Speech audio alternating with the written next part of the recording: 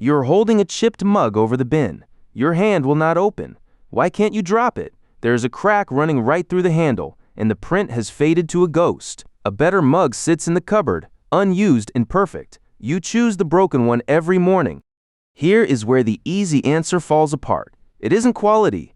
People say things were built better back then, and sometimes they really were. But you keep cheap things too. A plastic keyring, a ticket stub soft as tissue, a pen that stopped writing years ago. None of that was made to last, so the mug is not winning on craftsmanship. It is winning at something else entirely. The object in your hand is doing a job that has nothing to do with coffee. In 2006, psychologists at the University of Southampton started measuring nostalgia as a real testable event in the mind. What? They found points somewhere strange. The mug is not a mug, it is evidence. The question is what your brain is trying to prove. Almost everyone owns one worthless thing they would run back into a burning house for. That object is doing serious work. It is your brain's proof that your own past really happened. In 1990, 3 researchers handed out coffee mugs to students in a university classroom. Half the students got a mug, and the other half got nothing. The owners were asked to name a selling price. The rest were asked what they would pay to buy one. The mugs were identical, straight from the campus shop, and nobody had owned one for more than a few minutes. Sellers wanted around $7. Buyers offered around $3. Same mug, and the two prices refused to meet.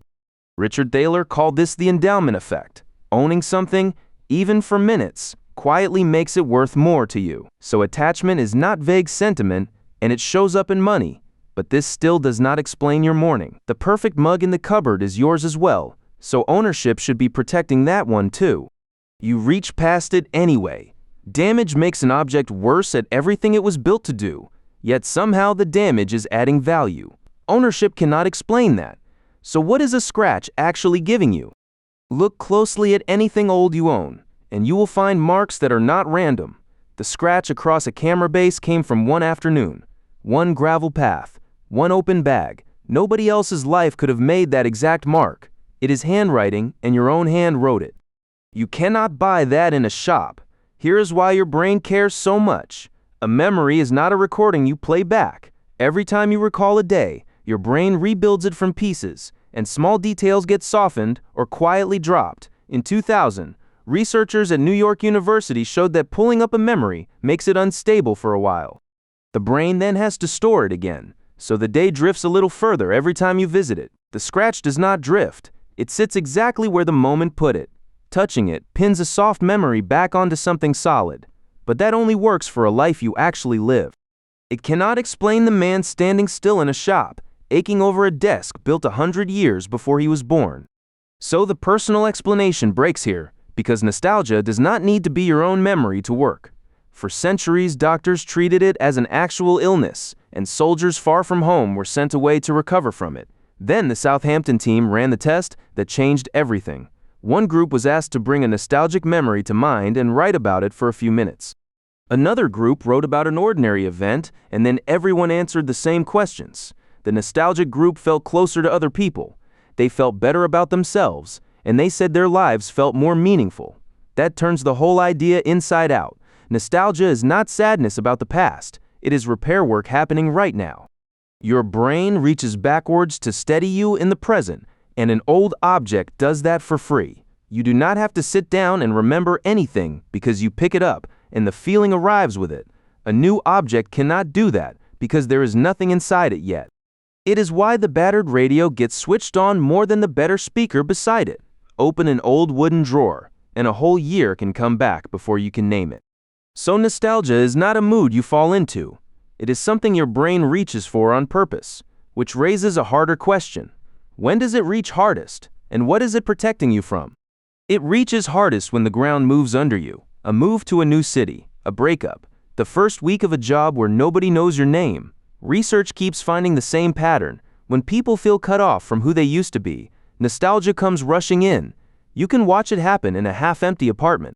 The plates stay in the box, and so does the kettle. But the crate of useless old things gets opened first. Photos go up on a bare shelf, and the ugly lamp gets plugged in before the lights are sorted. That is not decorating. That is somebody putting up proof. Psychologists call the thing being protected self-continuity. It simply means the person you were and the person standing here now feel like one person, and almost everything you own now works against that. Your phone is built to be replaced in a few years. Your car might be leased, so it was never really yours. Your photos sit on a server owned by a company you will never meet. An object designed to be swapped cannot carry your history because it will not be there to carry it. Look around whatever room you're in right now. There is one thing in here you would defend, and you already know which one. That is the reflex working in real time.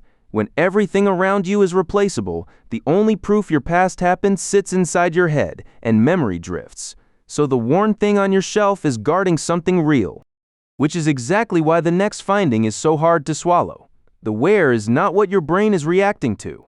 The object does not have to be yours. It does not even need a true story. It only needs to have been touched. In the 1980s, psychologist Paul Rozin tried something very plain. He offered people a clean sweater to put on, freshly laundered, with nothing wrong with it at all. Most people shrugged and said yes. Then he told them who had worn it before.